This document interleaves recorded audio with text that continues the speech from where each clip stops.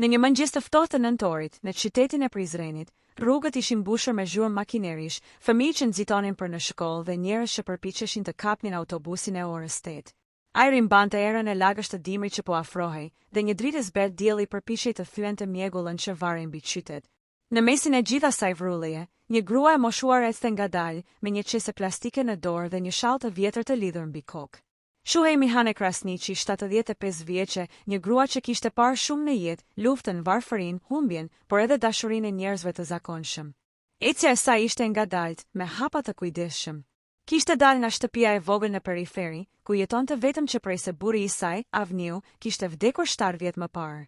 Fëmijët i kishte të dy jashtë Kosovës, djali në Zvicër, vajza në Gjermani. Të dy punonin shumë, i dërgonin para her pas here, por ajo rrallu kërkonte diçka. Sa të kem pak bukë ujë, Zoti mi ka dhënë krejt, thoshte për herë, duke buzëqeshur me atë qetësi që vetëm njerëzit e lodhur e kanë.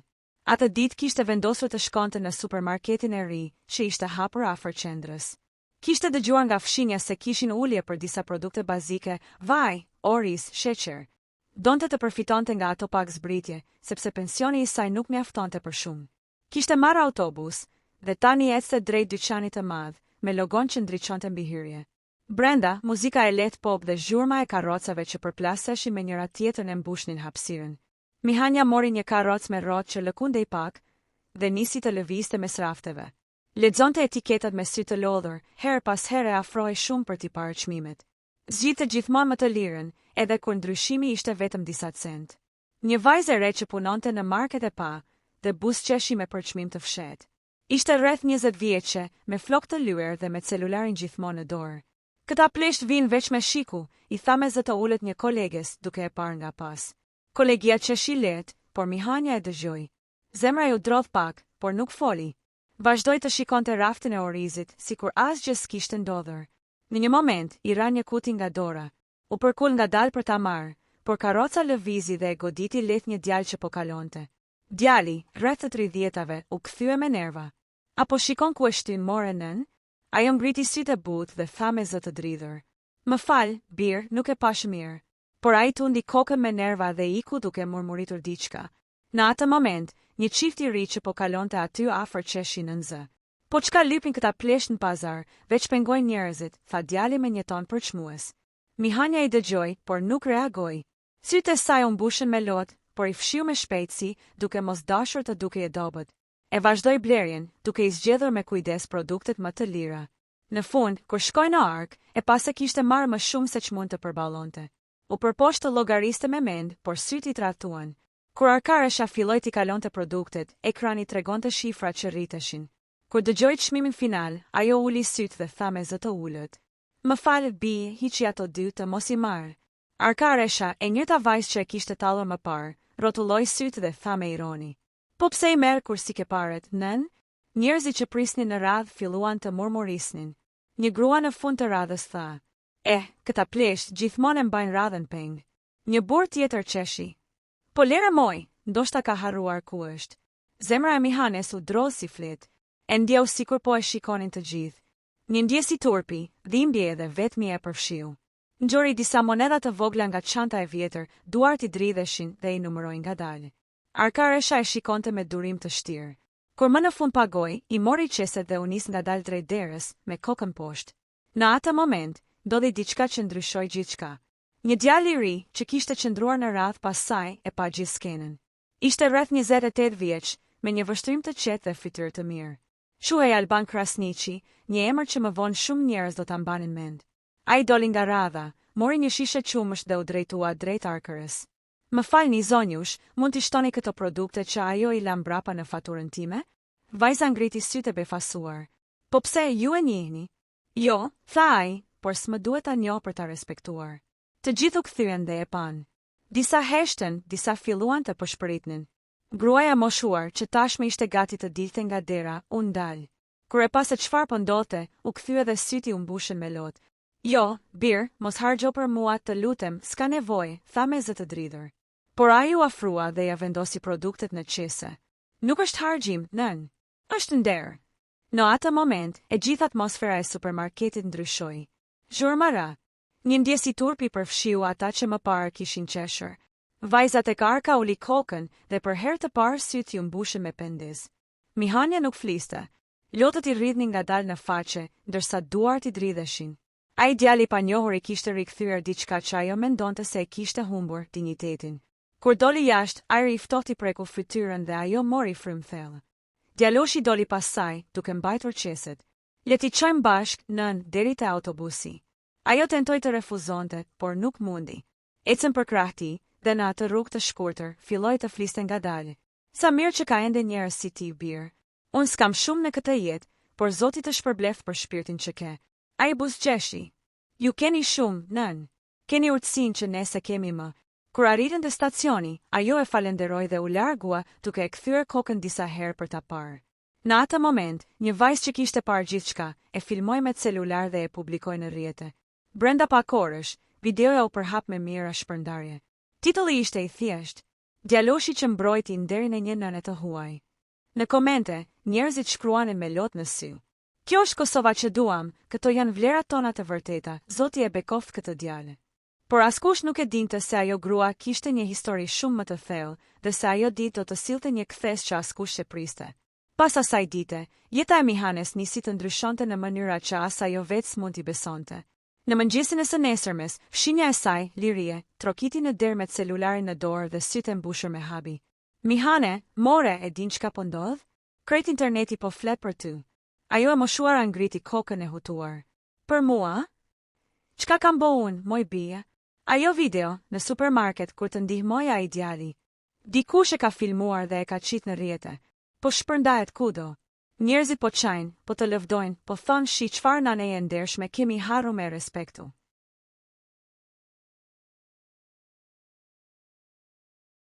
Mihania qëndroi e ngrirë për disa sekonda. Nuk kishte as Facebook, as TikTok, as gjë. Jetonte me një telefon të vjetër me butona që mezi ndiste. E shikoi fqinje me habi dhe thaje me zë të ulët. Unë s'kam dash me u duk kërkun, moj bie veç kam dash me ble orizë sheqer. Por tashmë historia kishte dalë jashtë duarve të saj. Brenda një dite, emri I saj u bë simbol për mirësinë dhe dinjitetin. Portale të shumta nisën ta publikojnë, duke I shtuar fjalë që ajo as I kishte thënë. Gruaja që u tall në supermarket, por u dha mësim gjithë Kosovës, një djalë dhe një nënë e panjohur rikthejnë shpresën të njerëzit. Në qytet, njerëzit nisën ta njehnin. Kur dilte për të blerë bukë, njerëzit e përshëndesnin me buzëqeshje. Disa të rinj ndaleshin t'i ndihmonin me qeset. Një ditë, një kamerman dhe një gazetare e rrethojnë të tregu. Zonja Mihane, jemi nga televizioni lokal, a mund të na tregoni çfarë ndodhi atë ditë? Ajo fillimisht refuzoi, por pastaj me butësi pranoi të fliste pak. S'ka ndodhur kur gjë e madhe, bie. Njerëzit gabojnë, e ndonjëherë nuk e din çka fjalët bajnë në zemrën e tjetrit. Ai djalë, Zoti e bekoft, më ka kujtu djalin tim. Ka bo diçka që se harron asnjë nën. Fjalët e saj të thjeshta prekën zemrat e shumë njerëzve. Videoja nga intervista u bë virale.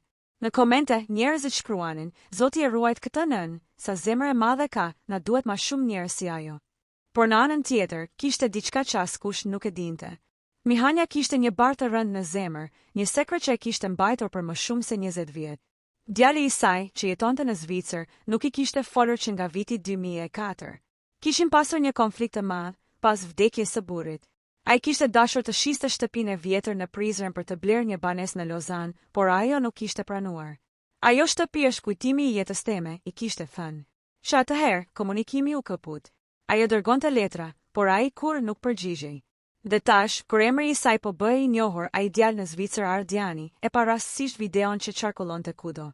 Në fillim, ai nuk e besoi. Zemra ju drodh kur pa fytyrën e nënës. Nuk e kishte parë për gati 2 dekada. Zëri I saj, që fliste me butësi në intervistë, e goditi si rufe. Zot, kjo është nana jem, përshpëriti me zë të dridhur. Atë natë nuk fjeti. E kaloi orë të tëra duke parë çdo video, çdo koment. E ndjeu fajin që e kishte mbajtur në shpirt për vite të tëra. E kujtoi si ajo e kishte pritur në derë, kur kishte ikur me nerva dhe I kishte thënë fjalë që si harroi kur. Shko, por mos u kthe, nëse se ndjen shtëpinë tënde si shtëpi. Tani ato fjalë I jehonin në mendje. Ai u ngrit në mëngjes dhe mori vendimin që se kishte marrë kur më parë, do të kthehej në Kosovë. Në të njëjtën kohë, djaloshi që e kishte ndihmuar në supermarket Albani po përjetonte diçka të ngjashme. Emri I tij tashmë ishte kudo. Kompani, televizionet, madje edhe disa politikan donin të takonin për të promovuar vlerat e njerëzisë. Por ai nuk donte famë. Donte thjesht ta shite sërish atë grua të moshuar që I kishte prekur zemrën. Një ditë, mori informacionin për adresën e saj nga televizioni lokal dhe shkoi te shtëpia e vogël në periferi të Prizrenit. Kur trokiti në derë, ajo doli ngadalë me shallin e saj të vjetër dhe kur e pa, syt I ndriçuan. O bir, ti je? Po, nën, unë jam. Erdha me të pa, se s'munda me t'lan pa u falë. Ajo e ftoi brenda në dhomën e ngrohtë me mobilje të vjetra, por plot pastërti. Në morishte një fotografi e burrit të saj dhe 2 fëmijëve të vegjël e zverdhur nga vitet. Kjo është jeta ime, tha ajo duke e parë fotografinë. E tash, vetëm kjo më ka mbet. Ata biseduan gjatë. Ai I tregoi se punonte si infermier në spitalin e qytetit, se kishte parë vuajtjen e shumë njerëzve, por ajo ditë kishte qenë ndryshe. E di, nën, s'është vetëm ushqimi që t'u ble atë ditë. Ishte respekti që duhej me ta dhanë krejt. Ajo e pa me lot në sy. Të betohem, bir, atë ditë me ktheve shpresën. Nuk është lehtë me jetu kur mendon që si duhet më askujt. Në atë moment, u dëgjua një trokitje tjetër në derë. Mihania ngriti kokën e habitur. Kur e hapi derën, mbeti e shtangur. Ishte ai, Ardiani, djali I saj që kishte ardhur nga Zvicra pa paralajmërim. Sytë e tij ishin të skuqur nga lotët dhe lodhja e udhëtimit. Për disa sekonda, asnjëri nuk foli. Pastaj, ai u përkul dhe I ra në gjunjë para saj. Më fal, nana, më fal për çdo ditë që s'të kam folë. Më fal për çdo lot që ke derdh për mua. Ajo ngriti duart e saj të dridhura dhe ja vendosi mbi kokë. Qohu, bir, se nana nuk mban mëri. Nana pret. E pret edhe kur se meriton. Albani që qëndronte pranë derës, I pa të dy dhe syti u mbushën me lot. Ishte dëshmitari një momenti që s'do ta harronte kur. Mihania u kthye kahai dhe tha me zë të butë. Zotit ka pru në derën teme jo rastësisht, bir. Ti je engjëlli që më lidhi prap me djalin tem. Në ditët që pasuan, historia e tyre u përhap edhe më shumë. Televizionet e kërkuan për intervistë, por ajo I refuzoi të gjitha. Unë kam marrë çka më ka dashur zemra. Tash dua veç pak qetësi, u tha. Por një ditë, Albani e mori në supermarketin ku kishte ndodhur gjithçka. Kishin organizuar një aktivitet bamirësie për të moshuarit. Të gjithë punëtorët ishin mbledhur dhe vajza që dikur e kishte tallur Mihanen u afrua me lot në sy.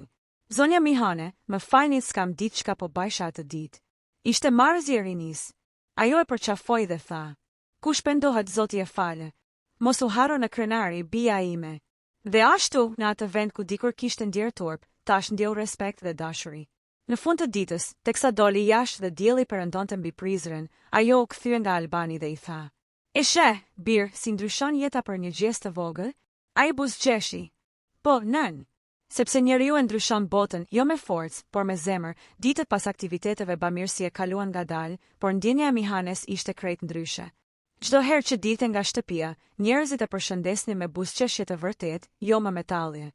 Por një ditë, ndërsa ecte në rrugën për tek dyqani I vogël, ajo ndjeu një dhimbje të fortë në gjoks. U mbajt pas një muri dhe u përkul, duke marrë frymë rënd. Lotët I rridhnin nga dhimbja dhe frika. Një fshinje që po kalonte lirie, e pa dhe vrapoi menjëherë drejt saj. Mihane, çka ndodhër? Ajo nuk mundi të përgjigjej. Ndihma mbërriti shpejt, ambulance, mjek dhe fshinje që kishin parë gjithçka. Njerëzit e qytetit që kishin parë historinë e saj në rrjete e mëparshme, u alarmuan dhe filluan të mblidheshin jashtë shtëpisë së vogël, duke u lutur dhe duke dërguar mesazhe për mbështetje. Në spital, mjekët konfirmuan se ishte një problem serioz kardiak, duhej të qëndronte disa ditë në monitorim. Albani qëndroi pranë saj gjatë gjithë kohës, duke e mbajtur dorën dhe duke e qetësuar. Ardiani, djali I saj, erdhi menjëherë nga Zvicra, pa u menduar 2 herë. Kur hyri në dhomë, Mihania fillimisht u trondit, por pastaj një buzëqeshje e butë u shfaq në fytyrë.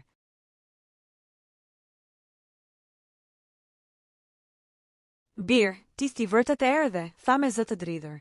Po, nën, nuk mund të lëvizësh vetëm. Nuk më lejojnë zemra ime, u përgjigja ai duke I kapur duart. Albani, që deri atëherë kishte ndihmuar në gjithçka, nuk e la asnjë moment të vetëm. Ai foli me mjekët, ndihmoi për dokumente dhe madje I lexonte lajme nga rrjetet sociale që njerëzit kishin postuar për të. Videoja më parshme dhe artikujt ishin bërë një mënyrë që të gjithë qyteti ta ndjente përvojën e saj.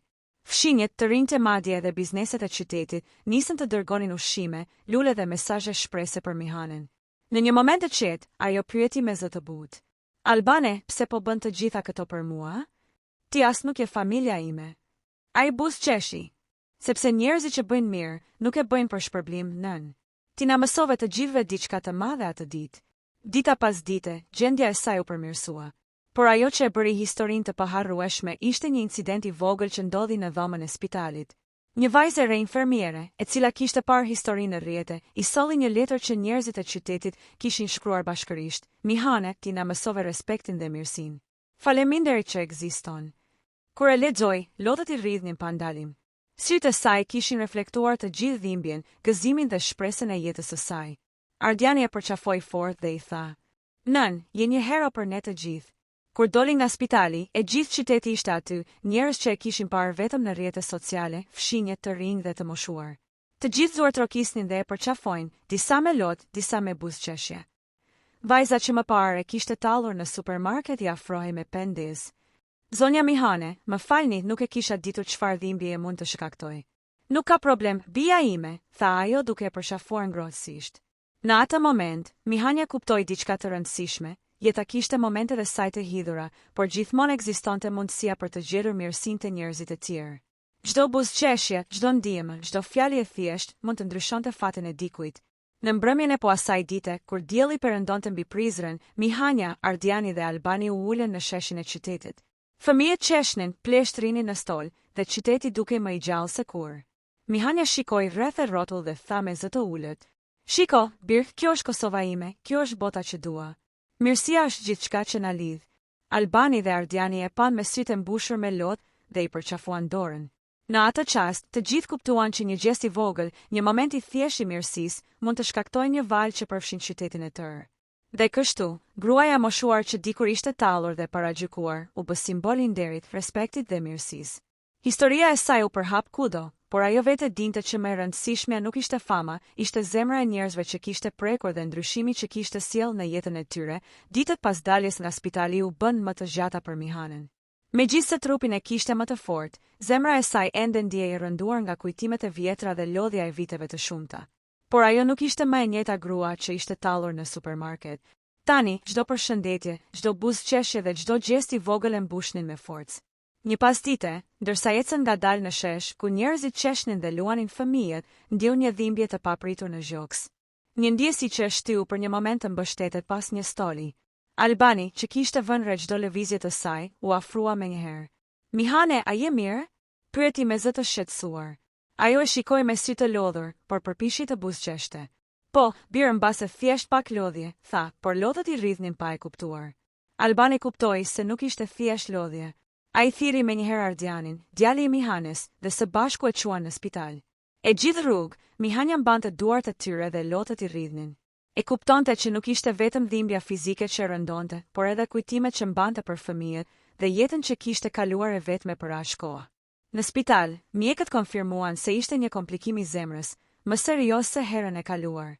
Ata thanë se duhet të qëndronte në kujdes të vazhdueshëm, ndoshta edhe disa javë të tjera në monitorim. Por ajo nuk ishte më e friksuar si dikur. Kishte pranë të birin, Albani dhe gjithë qyteti që po e mbështeste në çdo mënyrë. Në atë dhomë të vogël, ndërsa Mihana si afrohej një infermiere me një letër të madhe nga njerëzit e qytetit, sytë e saj u mbushën me lotë. Ishin qindra fjalë mirësie, shpresë dhe respekti. "Mihane, ti na mësove se një gjest i vogël ka fuqinë për të ndryshuar botën."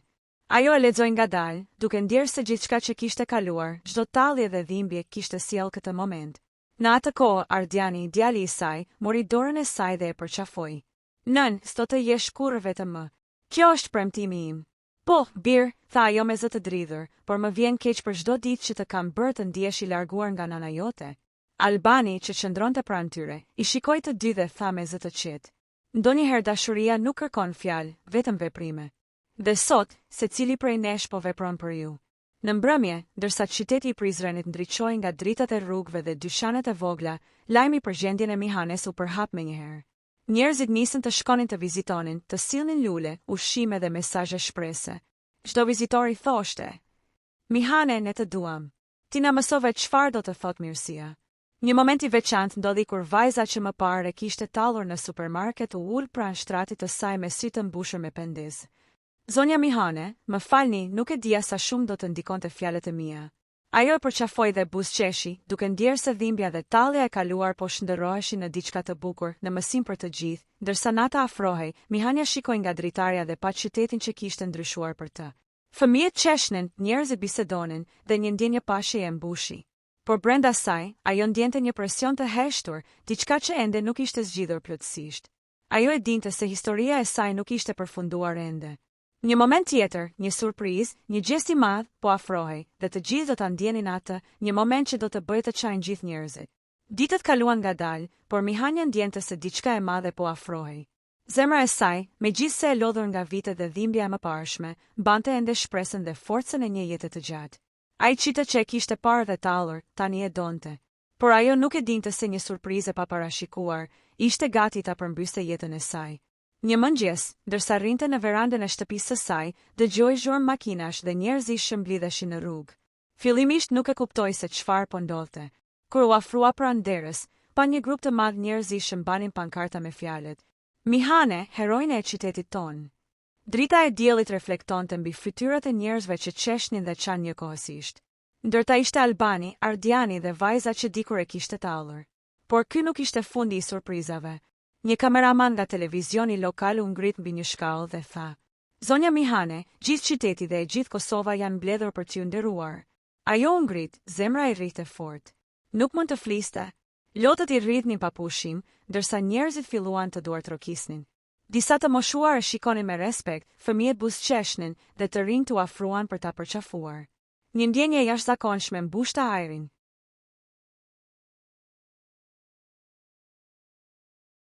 Albani ju afrua dhe i tha me zë të dridhur: "Nën, kjo është për ty.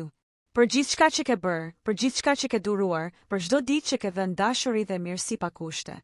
Ajo nuk mundi të thoshte asnjë fjalë. Lotët i rridhnin dhe buzëqeshja e saj dridhej ndërsa i shikonte të gjithë. Ardiani, djali i saj, ju afrua dhe e mbajti dorën fort. "Nën, kjo është për ty.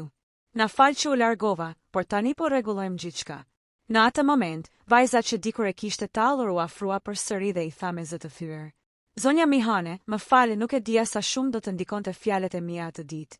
Tani kuptova. Ti je një shembull për të gjithë ne." Të gjithë njerëzit nisën të brohorisnin dhe duartrokisnin. Disa filluan të çajin, disa përqafuan njëri tjetrin. Një burr i moshuar tha me zë të dridhur: "Në këtë qytet kemi humbur shumë vlera, por ti, Mihane, na kujtove çfarë do të thotë mirësia dhe respekti." Një kamera u afrua për të filmuar fytyrën e saj. Lotët e saj rridhnin, por kishte një ndriçim në sy, një kombinim i dhimbjes së kaluar dhe gëzimit të momentit. Ishte një moment që i mbushte zemrën me mall dhe ngrohtësi.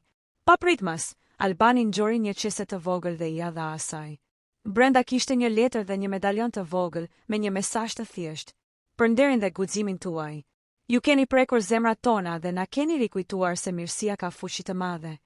Ajo e preku medaljonin dhe lotët i rridhnin pa pushim. Ndjeu se çdo moment i jetës së saj, çdo vështirësi, çdo tallje dhe dhimbje kishin çuar në këtë çast. Zemra e saj ndjehej e mbushur me mirënjohje dhe dashuri. Në atë moment, e gjithë turma brohoriti njëherësh: "Mihane! Mihane! Mihane!" Të gjithë njerëzit, nga më të vegjëlit deri te më të moshuarit, qanin, buzëqeshnin dhe ndanin momentin. Ishte një val emocioni që përfshiu qytetin.